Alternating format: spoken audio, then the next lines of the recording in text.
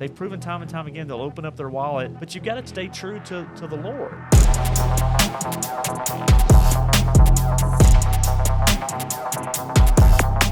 Welcome to the Sundowners Club. I'm your host, Sean, and we're going to be talking about the top shows that you should be watching on streaming now and coming soon. Before we get started, if you like what you see and like what you hear today, hit the comment button below, leave a comment, and hit the like button. And most importantly, hit subscribe so that we can grow the channel. Without further ado, to my right, my co-host, Sterling. What's up, buddy? Not much. How are you? Good. So I know I'm going to go ahead and make a wager as I talk about some of the streaming shows that I think you should be checking out. That for every show Sterling has not watched yet of these shows, I'm going to make like a $5 donation to like a local PetSmart. Because I bet you haven't watched any of them. But we're going to see, because you are not privy to the list. So I'm going to get into some of the ones that, and I have seen all of them, and but there's some others I'll mention. But we'll get started first with a show that has just started, so you're not missing anything. You don't have to catch up other than one episode, and it is Tulsa King. It is on Paramount Plus, and it stars Sylvester Stallone, Rocky himself, he plays a mafia capo named Dwight the General Manfredi. And his character, when the show starts, he has served 25 years in prison. He did not snitch on his mafia brethren. And so he is coming up on being released, and he is looking to get back into the game. And he finds out that he is being relegated to Tulsa. And so while that doesn't set well with him, and Sly ends up making his opinion known in Tony Soprano style, he ends up saying, you know what? I'll make do with Tulsa. I'll make it work. And so the show starts with him getting out of jail. He goes to Tulsa, and it becomes a little bit of it's got a little bit of Sopranos vibe, but it's more humor, at least in the first episode. Tell me, is Tulsa King something you're interested in? Obviously, have you watched it yet? I have not seen it yet, but that is something I'd give a shot to. I like Sylvester Stallone. I mean, I grew up on him. We grew up Rocky and Rambo and all those movies. So anything he's in, it's kind of just good to see him still working. So yeah, that's something that I'd try out. Dude, he's like 75, 76 years old, and I won't he's give still jacked too.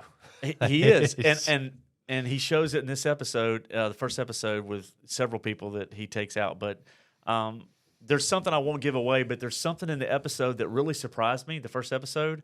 Normally when, these Hollywood actors, actresses, they play characters, they don't always want to play the character's actual age of what they are in real life, right? So they may play a character and say they're playing someone in their 50s, right?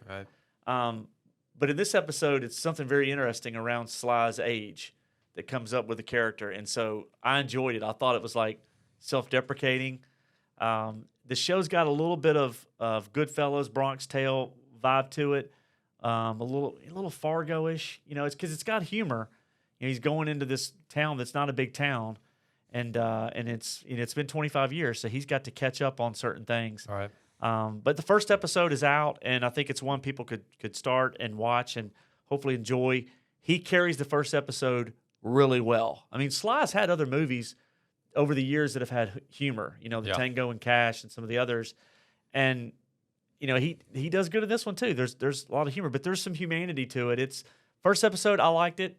I gave it a thumbs up. I'll check it out. I believe it's going to have 10 episodes in the first season. So if you've got Paramount Plus, check that out. And if you don't have Paramount Plus, you might want to get it. I think Paramount is going to be coming out with a lot of good content. And they've also got coming soon, I think Top Gun Maverick will be coming out on Paramount Plus. I would imagine their streaming subscriptions are going to go through the roof when Top Gun Maverick is released. You also have another Paramount Plus show that I want to talk about, which I believe is the #1 show on TV, cable overall right now, and that is Yellowstone. Now, Yellowstone, for those of you that have watched it, you know that they just started Season 5 this past Sunday. Episode 1 of Season 5 is out. Actually, they did maybe a two-parter, so it's 2 hours. But they've had 4 seasons prior, so if you haven't started watching Yellowstone yet, go back and start with Season 1 and watch it. It's to summarize it, it is the story of a family that owns a ranch and land near Yellowstone, so they have a working ranch. It's a fifth-generation family at this point. Kevin Costner plays John Dutton, who's trying to save the ranch, and he's got land developers that are trying to encroach on his territory. He's got Native American reservations and casinos and development that he has. It goes from kind of a adversarial relationship to somewhat working together. Sometimes they have common interests, and sometimes they're not aligned. And so that's a really cool part of the show, at least the first few seasons. Is it modern day? It takes place modern day for Yellowstone with Kevin Costner. We'll get into that in just a second because there are two other shows that are prequels. One that has already aired, season one that's coming out December 18th.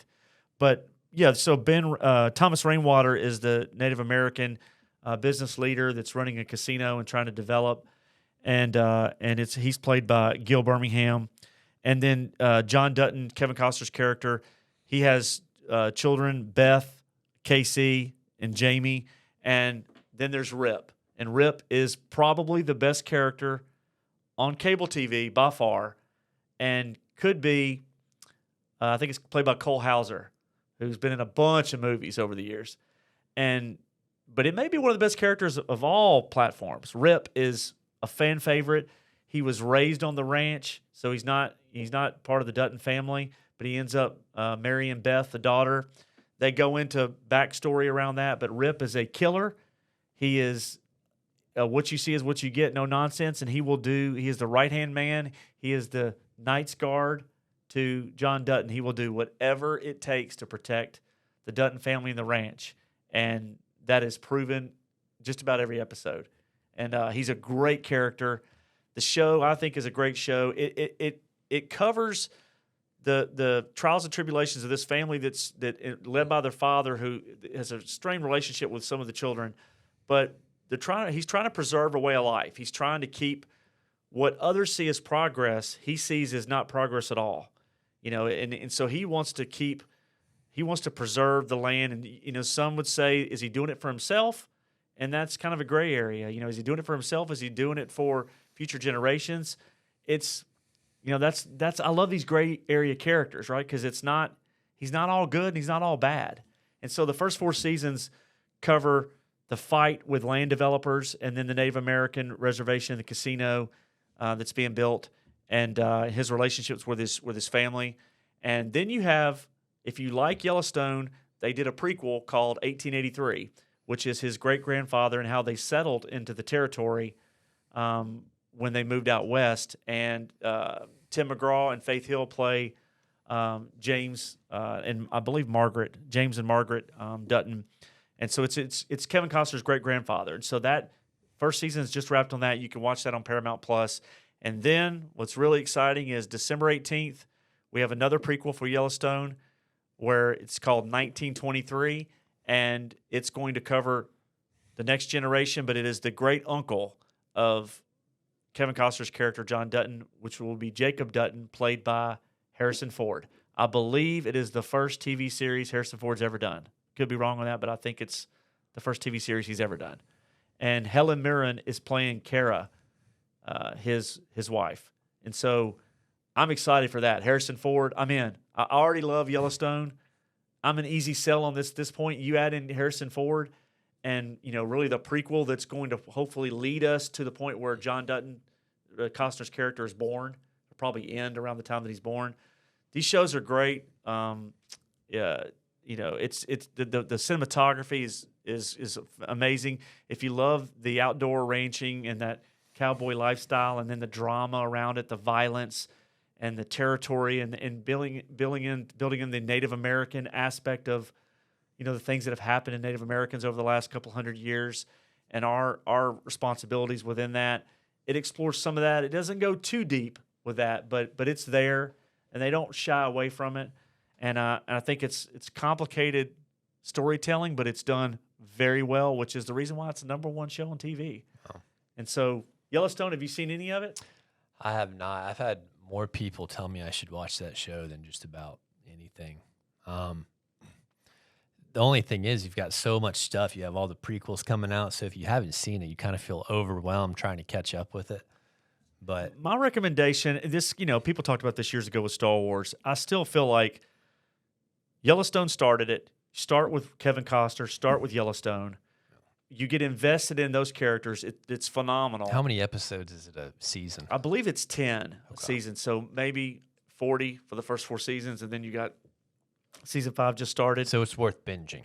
Like, Oh, there's no doubt you'll binge it. It is a bingeable show. yeah, it's something I always wanted to see. Because I mean, I'll be honest with you. Lately, there hasn't been a whole lot of stuff that I've been interested in. Well, and it's one of the best. It gets huge ratings. I mean, Yellowstone on cable, network TV, cable. You've got in streaming Paramount Plus, and then you've got Stranger Things. Those are the top 2. I don't think anything else is close. I mean, there's been a few things that have movies and things like Queen's Gambit, and then the Dahmer series. There's things that have peaked, over a week or 2 or 3, but these are consistently, huge. Top shows, yeah. I mean, like they've made stars out of people that weren't already stars, and especially Stranger Things. But so that's one that you should check out, and I think you start with Yellowstone. That's just my opinion, and then go to 1883. First season's done there. How many seasons is there? I don't know how many they're going to run there. Okay. A couple. I don't know that one's going to go very. So they created a whole franchise out of it. They did. Yeah. They did. And it's That's the it, thing, it though. works. I mean, it really works. You've got a lot of good actors. Billy Bob Thornton and Tom Hanks showed up in the first episode of 1883. Oh wow. So The A-list. the best of the best. Yeah. So like it's good stuff. And so that's on Paramount Plus. And then we have The Crown on Netflix, and I'm all over The Crown. They're on season 5 now. Have you watched any of The Crown? I have not. Okay, so we're up to $15 that I have to donate to PetSmart. Let's see The Crown. So The Crown is the story of Queen Elizabeth. The first season starts with her father dying, and she takes the throne in 1953. She's coronated, and Queen Elizabeth, who we've multiple generations have lived with her. She just now passed. It starts, and it's really interesting the way they do it. The first couple of seasons, they had an actor and actress playing the main characters, Prince Philip and Queen Elizabeth. Prince Philip was played by Daemon Targaryen, a.k.a. Matt Smith. Oh, okay. I think he got the role in House of the Dragon because of what he did in The Crown. He was amazing as Philip in The Crown. Amazing first couple of seasons. Well, after a couple of seasons, they aged the characters, and so they had different actors come in and play. So like House of the Dragon. Yes. Okay. But they do it over they play 2 seasons or a season or 2, and then there's another group comes in. Yeah. And so I'm usually not a fan of that. Yeah, that we had an actor and actress play the Princess Margaret and Elizabeth and Philip and some of the other characters, and then they play 2 seasons, and then season 3 and 4 they were the middle-aged characters. They recast. So Helena Bonham Carter played Margaret in season 3 and 4, and now we get to season 5, and I'm assuming 5 and 6 will be the same actors because they're older now. But great show. Covers, and it takes liberties. It takes liberties with the actual history, so it is not a factual history of Queen Elizabeth and her Do the they royal even family. try? Like, Yeah, they do. They do. And that's the danger of it. It's because there's so many things that are accurate, and then you see things and you either know it's not accurate or You think it is. historians come out, you think it is. And that I could see where that would upset some people that want to stay accurate to the history. But there's a lot there to take in. Philip is my favorite character in the show. He's played by 3 different actors at this point. Doesn't matter.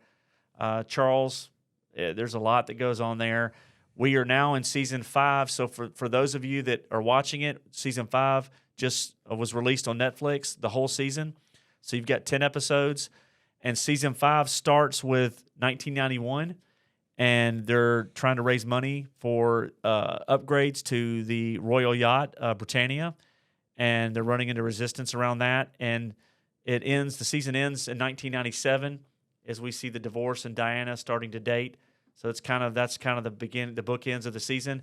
But in essence, this episode 1 of season 5 really starts around the ship, and it's this old ship that she christened in 1953, and the symbolism of the ship is a relic of the past.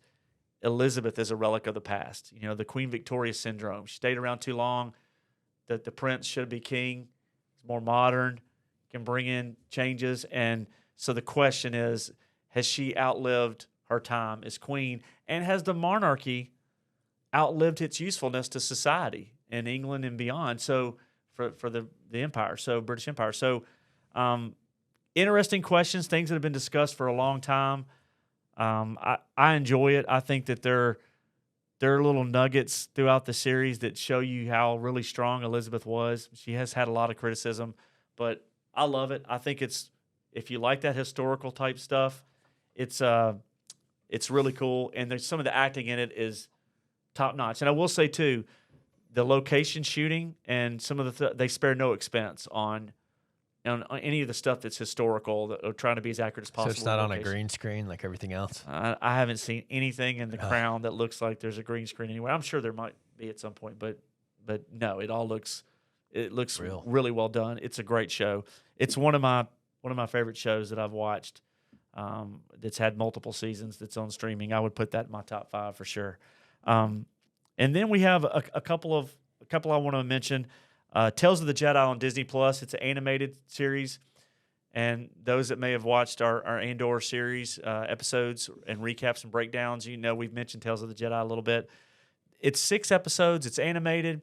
It is pure in the respect for the lore of Star Wars, and I'm not a big fan of animation. The older you get, it has to really bring you in. Although I loved Into the Spider-Verse. I thought that was amazing. The best Spider-Man, anything around Spider-Man that to me has ever been done. So I love the Miles Morales Into the Spider-Verse that was animated. But this I really enjoyed. They're shorter episodes, and they tie into the mythology. So it's around Count Dooku and Qui-Gon Jinn and Ahsoka, and so it gets into different themes around choices that are made, and I thought it was really well done. And I'm not shocked that it got better ratings than Andor. I'm not surprised at all, because even though it's animated, it stays true to the lore of Star Wars. And that's all that most of the fans that have been watching this stuff and buying toys and video games and reading the books are asking for 40 years, that's all they ask for. People act like they're demanding fans that you can't please them. That is nonsense. They've proven time and time again they'll open up their wallet, but you've got to stay true to the lore. It's like doing James Bond or or Tolkien. You have to stay true to, or else tell another story. Yeah. Just don't put Star Wars behind it. So I agree. Yeah, this is really well done. And again, it leads you into getting to the holiday season, and then we get to February where you have Mandalorian and you have Ahsoka coming up. So, and Bad Batch will come in between there. So there's stuff out there to watch. One final note, I want to mention that there's a couple of shows out. I don't want to really talk about Dahmer. I think it's, for me personally, I have seen that. Yeah, I know if you like the true crime stuff, and there's obviously an audience for that. I've read most of the books around the profilers that studied these cases and that have interviewed people like Jeffrey Dahmer and have gone out and tried to catch serial killers. For me, I know it's interesting. I know that he did a great job acting in it. They played a little loose with some of the facts around the case, like the lady, the neighbor, she actually lived in another building. There's different things. But it is well done. It's got huge ratings. And so I think if you like that type of thing, definitely check it out.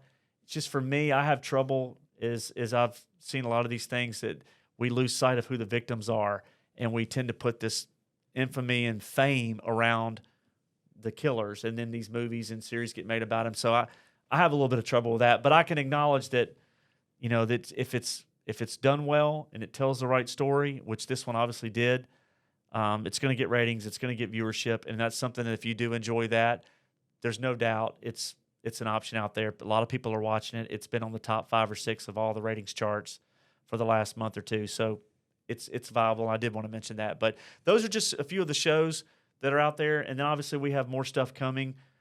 We've got movies coming out that we're going to cover. We're going to be covering Avatar here in a few weeks, short weeks. So I'm looking forward to that. Anything else that we didn't mention that's TV show or movie that you're looking forward to that is not out yet? See, it's sad that I've been so disappointed.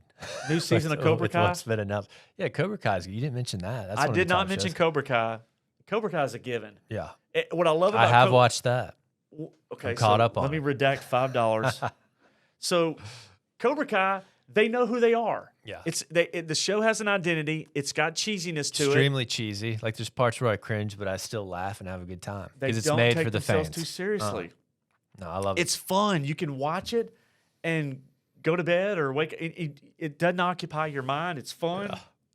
And when it needs to tie into, again, this is also respecting the lore of what the original Karate Kid movies were. Well, they brought back just about every single major actor in that show. All the girlfriends, all the, I think Hilary Swank's the only one that hasn't been in there, but she wasn't ever really, she was in one of the spin-offs, I guess, later on, but they got everybody to come back, which is incredible. And look, it gets huge ratings.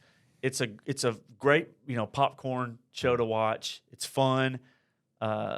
Johnny Lawrence, great character. So I'm glad you mentioned that because I watched it a while back. As soon as the season came out, the new season, I watched it in like 2 or 3 days.